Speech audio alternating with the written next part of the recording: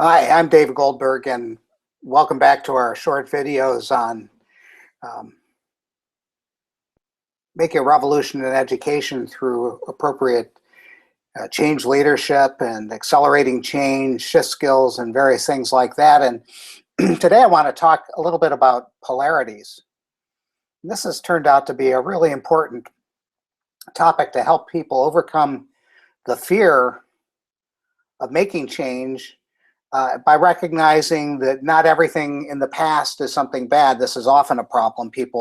A lot of the resistance comes because people think that you're dumping the whole of the status quo. And on the other hand, it points out some of the attractiveness of the opposite pole that change is heading towards. And so it's important to keep both of those things in mind. Let me see if I can switch this. Um, um,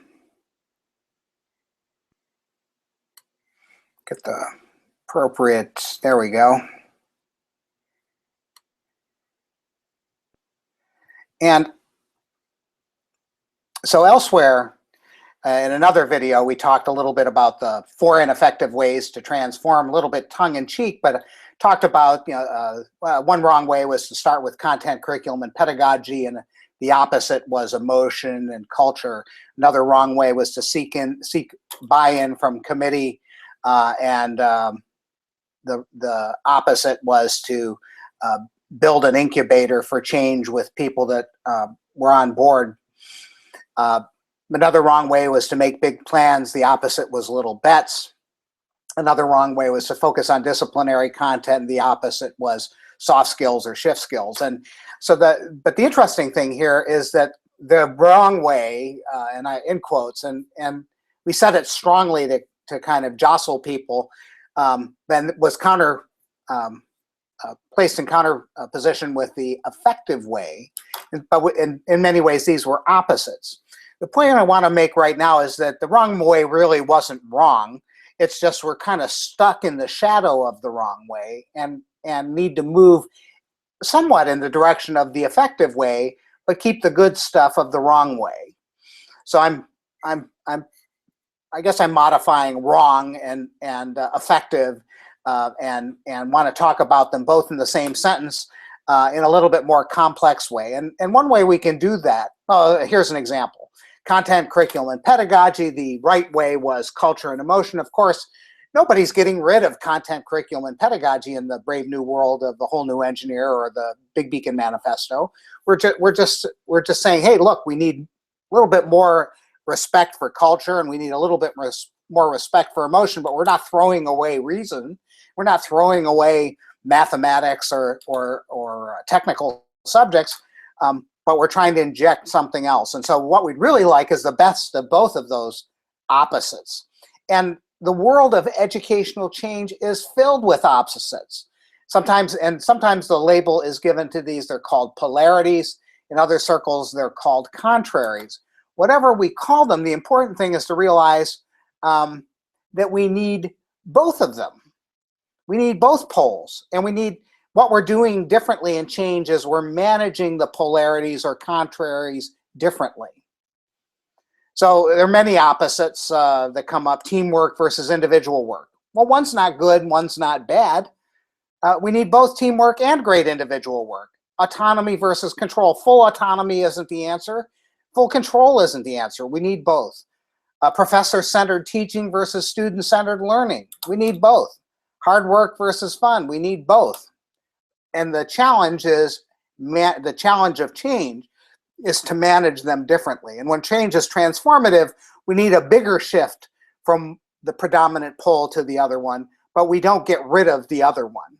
So the one thing to point out now is that the weak polarity that is currently out of favor should not be viewed as a solution, although that's exactly the language I used before to get your attention.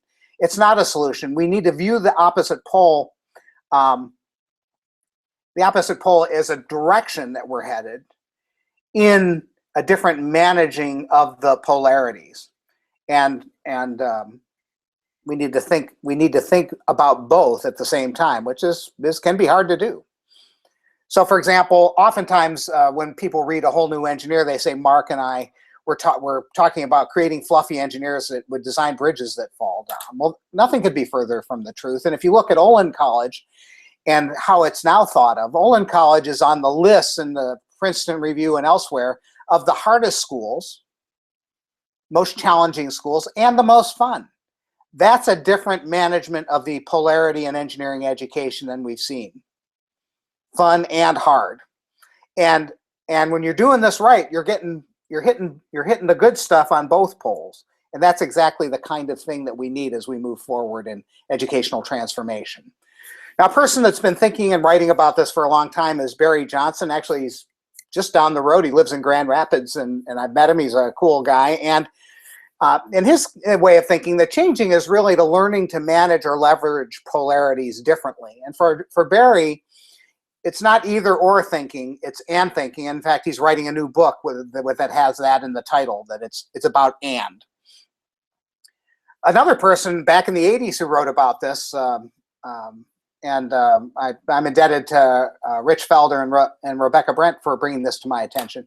But my favorite teacher of writing, Peter Elbow, wrote a book called Embracing Contraries. And actually you can see it in the way he teaches writing, that there's an embrace of free writing and tight editing, that good writing requires these contraries. And so I recommend both of these texts. But here's the idea, and this is after Polarity Management Associates language, and this mapping is used by them. But the polarity that we're looking at here is the polarity between directive decision making. You can see that in the middle of the diagram on the left, and participative decision making. Well, which is better? Well, they're both good. We need direction sometimes, and we need participative. So the top is what's good about each of the poles. So on the directive side, the company leadership is trusted to make timely decisions on behalf of employees, and everybody knows who's making decisions and who is accountable. That's a positive thing. And the shadow of directive decision making is leaders make too many decisions without considering others' opinions. Those lead to poor decisions and slower action, and people are excluded. That affects them. They become frustrated, resistant, defiant, angry, apathetic, etc. And on the other side, participative, our company at all levels, employees have an influence on some decisions. We benefit from different opinions, increase commitments, and carry out the decisions in a timely way. What's the shadow of participative decision making? All the different viewpoints cause conflict, confusion, and conflict. Those involved are unsure who's accountable, responsible, etc. And then part of this process is to look at the action steps so that you can get the best of both worlds and avoid the shadows of both. And that's really great. But what we tend to do is we tend to lurch from one pole to another. So when we're in an overly directed society or organization, we lurch towards too much autonomy and freedom. And for a time we get some good stuff, but then we get the shadow of the good stuff, the shadow of that pole, and then we lurch back to the other, and we sort of go in. And you can see that infinity loop there, which is the characteristic dynamic of a lurching system that's going back and forth between the poles. So we have some exercises here. So you might reflect on some of the polarities in trying to make change in higher ed, K-12 ed or engineering ed, any kind of ed. What polarities come into play? So if you want, take time, turn off the video for a moment, and make a list of what are this versus that, autonomy versus control. What else? You can use this polarity map, blank polarity map, to map things out. So what'd you get? And after you've done that, maybe another exercise is to fill in the polarity map of, say, professor-centered teaching. What's the good stuff? What's the shadow? And student-centered learning. What's the good stuff? What's the shadow? And so take a moment and do that. And turn off the video if you want. What'd you get? Anyway, so we can take this much further, and there are, maybe in a later video, we'll talk about some of the ways of managing these polarities, and some of these can be built in architecturally, and we'll talk about some of those things. But for right now, here's some ideas for outside study in your learning action teams or back in your home institution. Go ahead and listen to a podcast that I had with Barry Johnson on Big Beacon Radio back earlier this year. There's a link on this slide. But you can find it if you do a Google search on Barry Johnson, Big Beacon Radio, you'll find it. Or read or discuss one or both of these books in your learning action teams.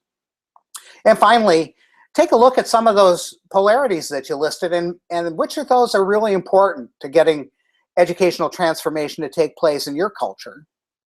And map those polarities out. How do you get the best of both worlds as opposed to settling for lurching from pole to pole? So I want to take a moment and reflect on your key takeaways from this short video. And take these back to your learning action teams, create learning action teams, and get involved. Read the book, hold a book club, read the manifesto, and get tied in with Educational Innovators Working Group, Students for a Whole New Education, or innovators across boundaries by writing to me at deg@bigbeacon.org. Talk to you next time.